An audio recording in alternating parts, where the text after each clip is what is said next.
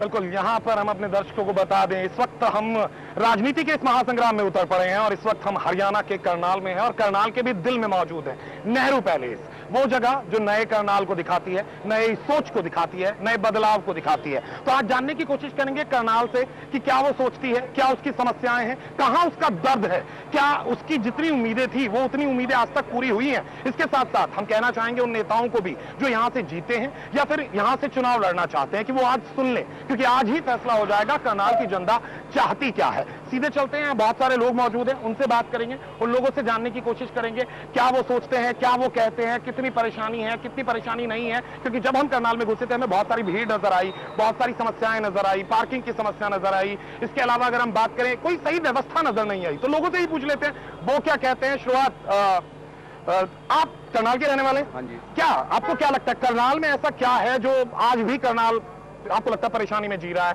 कुछ दिक्कतें हैं, वो कौन सी दिक्कत है? आप ये जानिए कि यहाँ पे कौन सी दिक्कत नहीं है।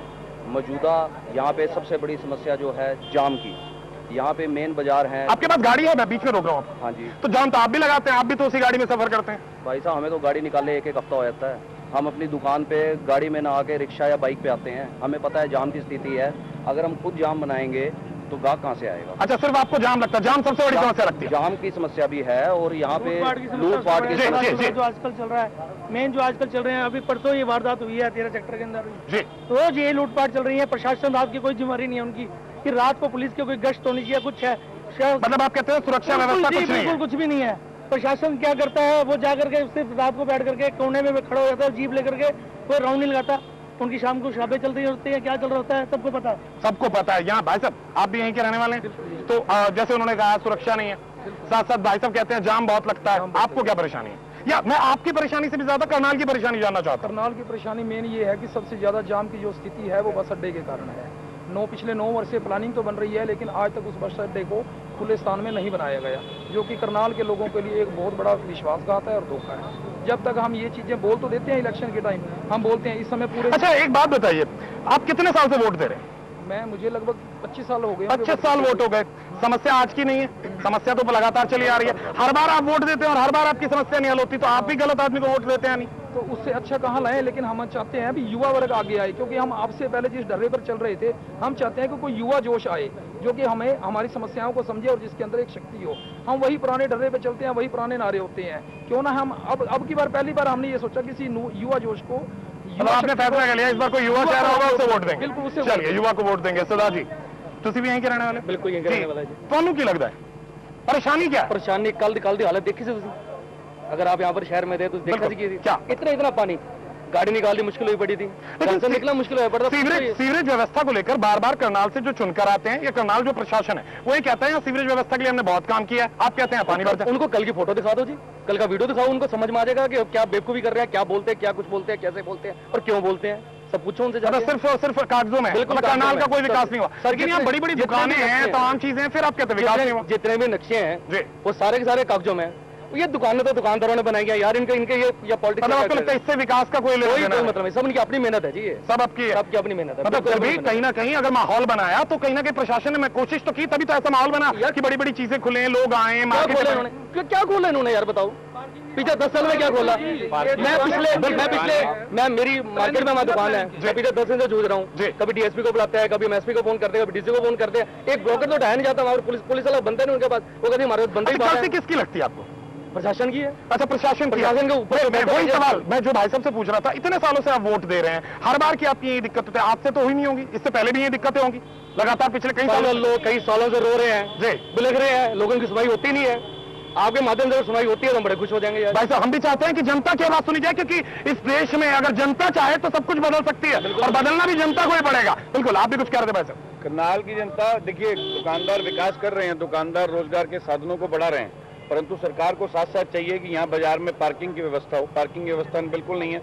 आप ये जो चकाचौंध देख रहे हैं दुकानदारों की बनाई हुई है। दुकानदार, हरियाणा के दुकानदार, करनाल के दुकानदार जितना राजस्व भारत की सरकार को, हरियाणा की सरकार को देते हैं, लेकिन उस रूप में हरियाणा की सरकार से जितनी कम सुविधाएं करनाल के दुकानदारों को मिल रही हैं, बहुत ही ज्यादा दुखद है। दुखद है, दुखद बहुत है। ही ज्यादा यहाँ अधिकतर लोगों का कहना है कि दुखद समस्याएं हैं, जाम है, परेशानी है, सुरक्षा व्यवस्था नहीं है, लोगों ने अपनी मेहनत से काम किया लेकिन प्रशासन नहीं सुनता। लेकिन सवाल ये भी है, नेता को तो हम ही चुनते हैं, प्रशासन को भले ही नेता चुने लेकिन नेता को हम चुनते हैं। यहाँ भी जानते हैं, आप युवा हैं, आप यहाँ युवाओं की बहुत बात की जा रही है कि युवाओं की बात है, युवा आगे ले जा सकते हैं, तो आपको लगता है कि कुछ बदलाव होना चाहिए? क्योंकि आज की तारीख में जिस तरह से हिंदुस्तान में बदलाव देखने को मिला है, आज युवा शक्ति बहुत निकल कर आई है। और युवा के बारे में कहा जाता है युवा यानी वायु, वायु यानी वेग, और वेग जब चलता है तो अच्छे अच्छे पहाड़ों के रुखों को मोड़ देता है। तो आपको क्या लगता है कि क्या बदलाव होना चाहिए और क्या कमी रह जाती है? यही बदलाव होना चाहिए जो इन्होंने सबने बताया है। सुरक्षा आपकी अपनी कोई सोच नहीं है सर, जैसे आप पढ़ते हैं? हाँ जी। शिक्षा में आपको सही लगता है सब कुछ? नहीं, क्या कमी लगती है? हर पढ़ाई में बहुत कुछ बदलाव आना चाहिए। और जैसे कोई काम हो, किसी को यूनिवर्सिटी में कुछ भी कहीं भी काम हो तो वो जल्दी नहीं हो पाता है। मतलब बेसिकली क्या है कि हमारा युवा ये तो चाहता है कि बदलाव हो, लेकिन क्या बदलाव हो इसके बारे में बता पाने में वो थोड़ा सा असमर्थ नजर आता है। कहीं ना कहीं शायद इसी कमजोरी की वजह से आज हमारे नेता, जो सो कॉल्ड नेता हैं, जो चुनाव जीत कर आते हैं, वो पहुंच जाते हैं। यहाँ कुछ नए लोग आ रहे हैं, वो जब तक हाथ मिलाए मैं उन्हीं के पास चलता हूँ। राजी, आप यहीं के रहने वाले सर? बिल्कुल जनाब। करनाल में कितने सालों से हैं? करनाल में लगा लीजिए 20-25 साल से। 20-25 साल से, यानी कि लगातार वोट करते आए हैं, करनाल को अच्छे से जानते होंगे। करनाल में समस्या क्या लगती है? करनाल में ऐसी कौन सी समस्या जो नहीं है? आप 2-4 बना दीजिए। करनाल की सड़कों का बुरा हाल है, सड़कें सारी टूटी हुई हैं, सड़कों पे पानी की निकासी का कोई प्रबंध नहीं है, सड़कों में से निकलना बड़ा मुश्किल है। ट्रैफिक जो है उसकी इतनी बड़ी समस्या है जिसका कहीं प्रशासन कोई हल नहीं खोजता, कोई सरकार यहाँ के ट्रैफिक के बारे में नहीं सोचती।